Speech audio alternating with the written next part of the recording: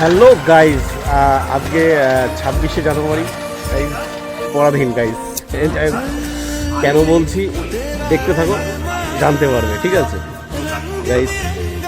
এই যে গাইজ দেখতে পাচ্ছ গাইজ, এই যে গাইজ। তো চলো বাড়ির দিকে যাওয়া যাক। A few moments later.